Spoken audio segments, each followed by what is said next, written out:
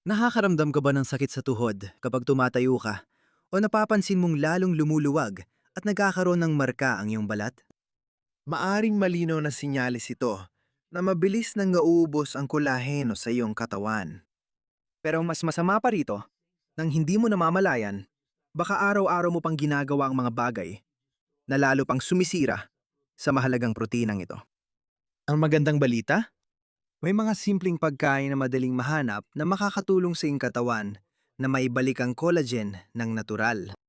Sa video na ito, malalaman mo ang 7 hindi nakakitang kalaban ng collagen at 10 makapangyarihang pagkain para baliktarin ang sitwasyon at magmukhang mas bata at mas malakas.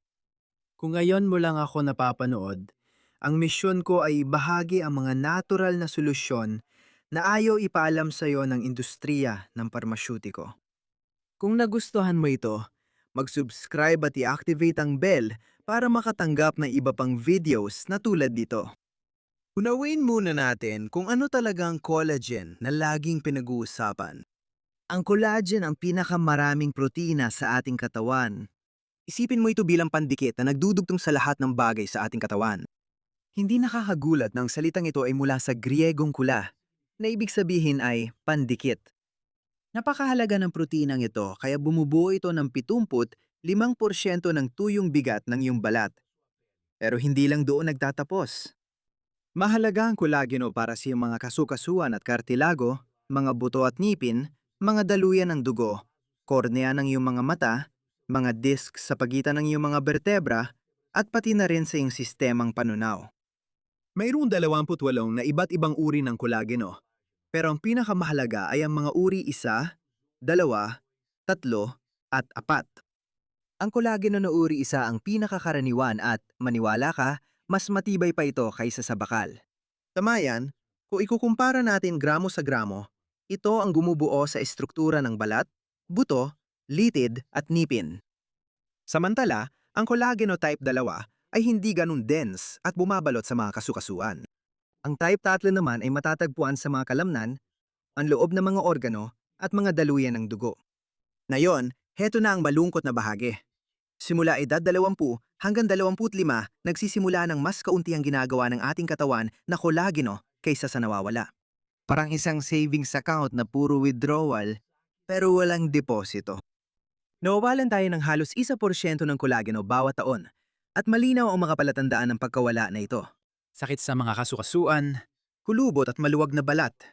Hindi na haanong nababanat ng mga litid at ligament, mas mahihinang kalamnan at mga problema sa pagtunaw. huwag mawalan ng pag-asa. Bago ko ibahagi ang mga pagkaing tumutulong sa natural na paggawa ng kolageno, dapat muna nating malaman kung anong sumisira sa kolageno mo. Ang unang kalaban? Ito ay ang natural na pagtanda. Tulad ng nabanggit ko na, simula edad 25, nawawalan tayo ng halos 1% ng kolageno bawat taon. Ito ay natural na proseso, pero may iba pang mga salik na maaring magpadali ng husto sa pagkawala nito. Isa sa mga salik dito ang paninigarilyo.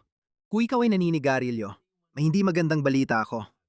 Mas mabilis na sinisira ng sigarilyo ang collagen.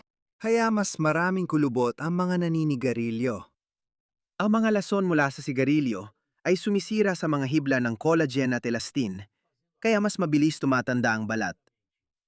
Malaking kalaban din ang sobrang pagkababad sa araw. Hindi lang sinusunog ng ultraviolet rays ang iyong balat, pinapabagal din nila ang produksyon ng collagen. Ang UV radiation ay tumatago sa mas malalalim na bahagi ng balat at binabasag ang mga umiiral na collagen fibers. Malaki rin ang epekto ng kulang sa tulog sa antas ng collagen mo. Habang ikaw ay mahimbing na natutulog, ang iyong katawan ay nagtatrabaho upang ayusin at muling buuin ang mga tissue, kabilang na ang paggawa ng collagen. Ang kulang sa tulog tuwing gabi ay nakakaantala sa prosesong ito. Ang labis na pag-inom ng alak ay isa ring sanhi ng pagkawala ng collagen.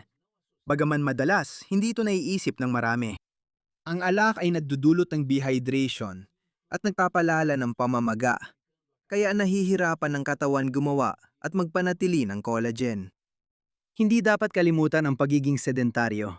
Ang kakulangan sa pisikal na aktibidad ay nagpapababa ng sirkulasyon ng dugo at ng pagdadala ng mga nutrisyon na kailangan para sa produksyon ng collagen. Kapag nag-ehersisyo ka, tumataas ang daloy ng dugo at ang paghahatid ng mga nutrisyon sa lahat ng silula ng katawan, kabilang na ang mga gumagawa ng collagen. At panghuli, pero tiyak na mahalaga rin, ay ang asukal at mga pinong carbohydrates. Ito ang pinakamapanganib at karaniwang kalaban. Ang asukal ay nagdudulot ng prosesong tinatawag na advanced glycation na nagpapapatigas sa mga hibla ng collagen na para bang kinakalawang. Parang kinakaramilisa ng asukal ang iyong mga protina, kaya nagiging matigas at mahirap ayusin ang mga ito. Bukod pa rito, ang asukal ay nagdudulot ng pamamaga na lalo pang sumisira sa collagen. Ngayon, naiintindihan mo na ba kung bakit ang mga naninigarilyo nagbibilad sa araw ng walang proteksyon, kulang sa tulog, umiinom ng alak, hindi nag-ehersisyo, at kumokonsumo ng maraming asukal ay parang mabilis tumanda? Ang mga salik na ito kapag pinagsama ay nagdudulot ng mabilis na pagkasira ng collagen. Sa kabutihang palad, tulad ng may mga kalaban ng collagen, mayroon ding mga makapangyarihang kakampi. Pinaka-epektibo ang balansing pagkain para pasiglahin ang produksyon ng collagen. Ilang mga nutrisyon na madaling makuha ay tumutulong upang mapanatili ang produksyon ng collagen sa tamang antas. Para makagawa ng collagen ang iyong katawan, kailangan ito ng ilang mahahalagang sangkap. Mataas na kalidad ng protina, vitamina C, vitamina A, tanso, zinc, asupre, at mga antioxidant. Kapag gumagawa ng collagen ang iyong katawan, pinagsasama nito ang mga amino acid na mahalaga at kailangan din sa proseso ang vitamina C, zinc, tanso, at asupre. Alamin natin ang 10 pagkain na nagbibigay ng mga nutrisyong ito at nagpapasigla sa produksyon ng collagen sa iyong katawan. Unahin ko ang hindi masyadong mabisa at ilalagay sa huli ang pinaka-epektibo. Umpisahan natin sa mga bell pepper, lalo na ang mga pulang bell pepper na mahusay na pinagkukunan ng vitamina C. Bukod sa pagiging antioxidant, mahalaga ang vitamina C para sa paggawa ng collagen. Mas maraming vitamina C ang pulang bell pepper kaysa berdeng bell pepper, doble pa. Hindi mo ba gusto ng bell pepper? Walang problema. Ang bayabas, acerola, kiwi, at kasoy ay magagandang pagpipilian din. Lahat ng ito ay may mas maraming vitamina C kaysa sa dalandan. Sunod naman ay ang kasoy na mayaman sa zinc at copper, mga mineral na nagpapataas ng kakayahan ng iyong katawan na gumawa ng collagen. Kung hindi mo gusto o may allergy ka, maaari mong palitan ito ng dark chocolate na mataas ang cacao content, linga, chia, o iba pang mga mani. Ang mahalaga ay makuha mo ang mga mineral na ito sa pagkain. Ang mga beans ay malalaking katuwang din sa produksyon ng collagen. Ang mga ito ay pagkaing mayaman sa protina na karaniwang naglalaman ng mga amino acid na kailangan para sa paggawa ng collagen, lalo na ang glycine. Marami rin sa mga ito ang may tanso na mahalaga sa paggawa ng collagen. Ang mga lentil, gisantes at garbanzos ay mahusay din at maaari maging alternatibo sa beans. Ang bawang ay nakakagulat na mabisang pagkain para sa collagen production. Dahil sa asupre, tumutulong ang bawang sa pagbuo at pagpigil sa pagkasira ng collagen. Kaya mainam magdagdag ng mas maraming bawang sa pagkain. Kung sakaling may dahilan na hindi ka makakakain ng bawang, subukan mo ang broccoli, mga usbong ng broccoli at repolyo, na mayaman din sa sulforaphane, isang compound na sagana sa asupre. Dapat din pansinin ang mga kamatis sa listahang ito. Bukod sa vitamina C, mayaman din ang kamatis sa lycopene, isang antioxidant na tumutulong protektahan ng balat laban sa pinsala. Mas mainam na naabsorb ang lycopene kapag niluto ang kamatis na may kaunting olive oil. Kaya, ang mga lutong bahay na sarsa ng kamatis ay isang mahusay na pagpipilian. Huwag rin nating kalimutan ang berdeng madahon na gulay. Ang spinach, kale, acelga at iba pang berdeng madahon na gulay ay mayaman sa chlorophyll na may mga katangiang antioxidant. Ayon sa ilang pag-aaral, ang chlorophyll ay nagpapataas ng collagen production. Kaya huwag laktawan ng salad. Bukod pa rito, Ang mga gulay na ito ay puno ng bitamina at mineral na tumutulong sa kalusugan ng balat. Ang mga citrus na prutas ay kilala sa mataas silang taglay na bitamina C na mahalaga sa paggawa ng collagen. Ang mga dalandan, lemon at dayap ay puno ng bitamina na ito, pero huwag mong limitahan ang sarili mo sa mga citrus na prutas. Ang mga pulang prutas ay magagandang mapagkukunan din ng bitamina C. Halimbawa, mas maraming bitamina C ang presa kaysa dalandan. Mahalaga ang pagkakaiba-iba. Ang mga raspberry, blackberry at blueberry, bukod sa taglay nilang bitamina C, ay mayroong anthocyanins na isang malakas na antioxidant. Maganda rin ang ibang prutas, gaya ng mga tropikal na prutas. Ang mangga at papaya na mayaman sa bitamina A at lycopene, pati na ang pinya, bayabas, acerola at jabuticaba, ay magaganda para sa collagen. Ngayon, narito ang 3 pinakamakapangyariang pagkain para pataasin ang collagen mo. Sa 2 pwesto, mayroon tayong itlog. Lalo na ang puti ng itlog na may mataas na dami ng proline, isa sa 3 amino acid na kailangan para sa paggawa ng collagen. Bukod pa rito, ang itlog ay may taglay ding glycine. Para mas mapalaki ang benepisyo, pagsamahin ito sa mga pagkaing mayaman sa bitamina C, tanso, at zinc para mas makagawa ang iyong katawan ng collagen para sa iyong balat, kasukasuan, buto, at kalamnan.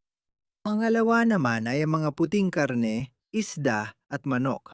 May dahilan kung bakit maraming collagen supplements ay galing sa manok. Pero para makagawa ang iyong katawan ng mas maraming collagen, dapat kang kumain ng manok na may balat. Siyempre, dapat kang pumili ng manok na walang antibiotics at hormones dahil naiipon ang mga ito sa taba ng balat. Kaya kung bibili ka ng dekalidad na manok, kainin mo ang hita at binti o ang dibdib na may balat. Ganon din sa isda. Mas marami itong collagen sa balat kaysa laman at madaling masipsip ng katawan ang collagen mula rito. Ang talaba at kabibe ay magandang source ng collagen. At sa wakas, ang pagkain na numero 1 para mapataas ang iyong antas ng collagen, ang sabaw ng buto. Kung kailangan mo lang pumili ng isang pagkain para mapataas ang iyong antas ng collagen, dapat ito ay ang sabaw ng buto. Pakuluan ang mga buto at mga connective tissue ng baka, baboy, manok, o kahit mga extract ng collagen mula sa isda. Nagpapalalas ito hindi lang ng collagen, kundi pati ng calcium, magnesium, phosphorus, glucosamine at chondroitin na napakaganda para sa mga kartilago. Ang pinakamaganda sa lahat, ang sabaw ng buto ay merong biodisponible na anyo ng collagen na agad magagamit ng iyong katawan. Maraming mga recipe sa internet. Ang pinakamalaking hamon ay ang paggawa ng sabaw ng buto ay pwedeng abutin ng 1 o 2 araw sa mahinang apoy. Kaya kung gusto mong uminom nito, kailangan mong magplano ng maaga. Dahil usapang pagpaplano, madalas akong tanungin tungkol sa mga suplementong kolaheno. Talaga bang epektibo ang mga ito? Kung may malusog at balansing dieta ka na naglalaman ng lahat ng nutrisyon na kailangan para sa produksyon ng kolaheno, malamang na hindi mo na kailangan ng suplemento. Pero walang masama kung iinumin mo ito. Kung nag-eehersisyo ka, ang pinakamainam na oras para uminom ng mga suplementong kolaheno ay 1 oras bago mag-ehersisyo. Karamihan sa mga suplemento ng kolaheno ay galing sa mga hayop, lalo na sa baboy, baka at isda.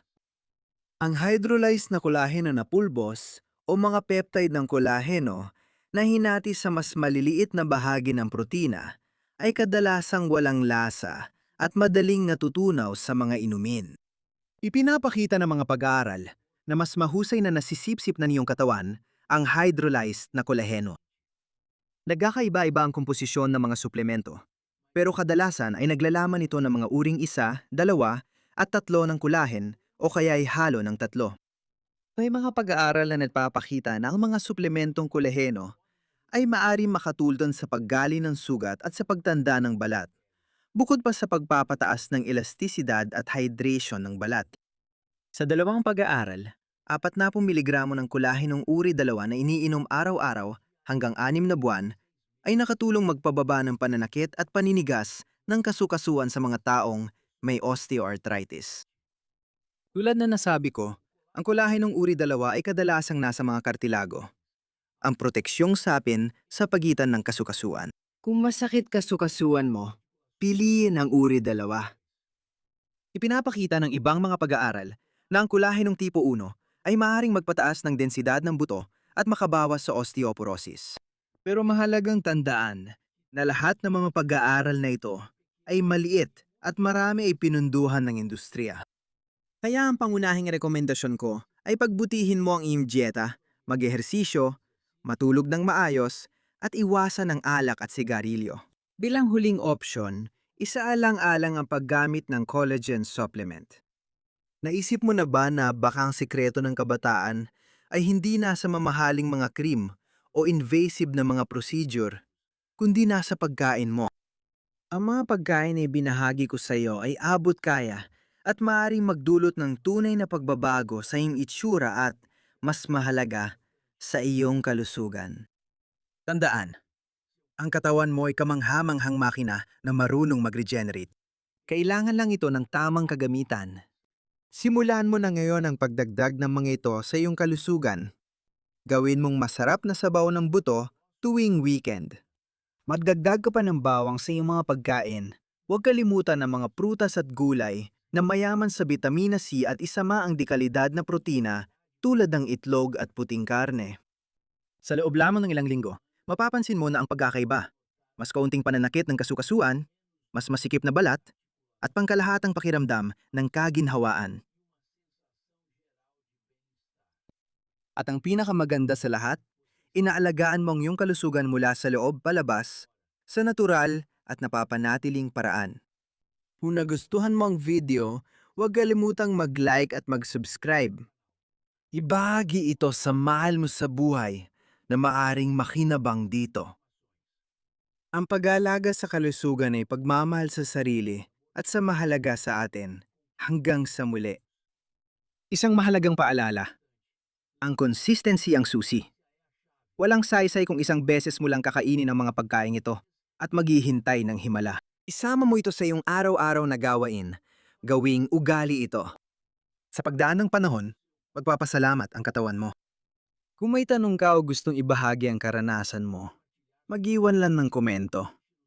Gustong-gusto kong basahin ang inyong kwento at sagutin ang tanong ninyo. Gusto ko ring malaman. Alin sa mga pagkain ito ang regular mo ng kinakain? At alin ang sisimulan mong isama sa iyong pagkain simula ngayon? Sa mga susunod na video, magbabahagi pa ako ng mahalagang impormasyon kung paano alagaan ang kalusugan ng natural.